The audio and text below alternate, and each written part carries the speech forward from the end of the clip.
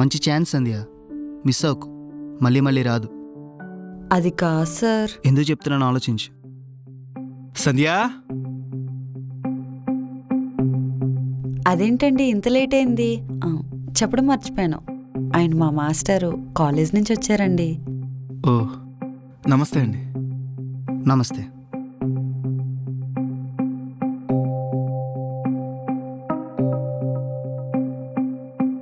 ఆ చేయికి ఏమైంది? అది వంట చేస్తున్నప్పుడు కాలిందండి. ఒక్క పని కూడా సరిగ్గా చేయలేవా? ఎప్పుడు ఏదో ఒకటి చేసుకుంటావు. ఛీ, నీకెన్ని చెప్పినా వేస్ట్. ఎలా పెంచారు మీ అమ్మ నాన్న? సరే, అంబోన్ చేసిందా? తిన్నారండి. నాకు కూడా ఏదైనా పెట్టు. సరేనండి, ఒక్క నిమిషం.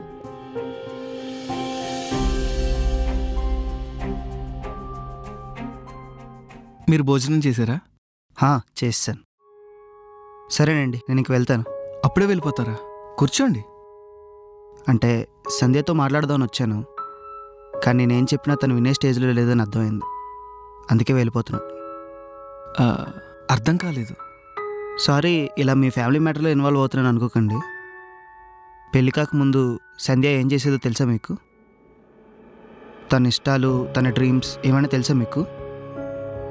సంధ్య క్లాసికల్ డ్యాన్సర్, అదేనా తెలుసా? పోనీ పెళ్ళి కాకముందు చాలా ఇష్టంగా నేర్చుకుంది.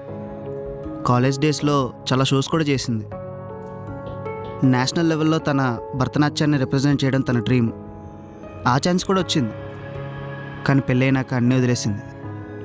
ఇప్పుడు కూడా నేను మళ్ళీ తను రీస్టార్ట్ చేయమని అడగడానికి వచ్చాను, కానీ తను చేయను అని చెప్పింది.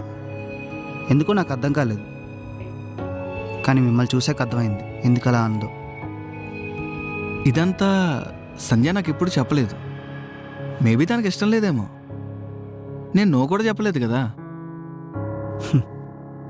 12 సంవత్సరాలు ఇష్టంగా నేర్చుకున్న డ్యాన్స్ని పెళ్ళైన 1 సంవత్సరానికి ఇష్టం పోయిందంటారా? తన కుడి చేతికి దెబ్బ తగిలిన మీ అమ్మగారు తిన్నారా లేదని అడిగారు, కానీ తను తిందా లేదని అడిగిరా? ఇంక మీకే తెలియాలి ఎందుకు చెప్పలేదు. నేను వెళ్తానండి.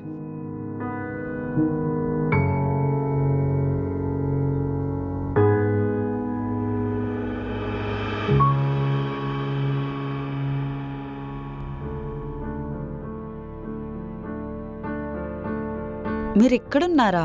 మీకోసం ఇల్లంతా వెతుకుతున్నాను. అవును, మా మాస్టర్ గారు వెళ్ళిపోయారా?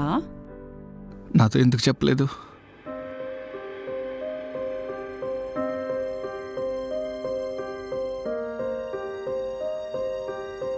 మరీ నీ ఇష్టం తెలుసుకోలేనంత దూరంగా ఉన్నానా? పెళ్లి చూపులప్పుడు అత్తయ్య గారు మీకు ఈ డాన్స్లవి ఇష్టం ఉండవని చెప్పారండి. ఆ రోజు ఇవన్నీ వదిలేశాను.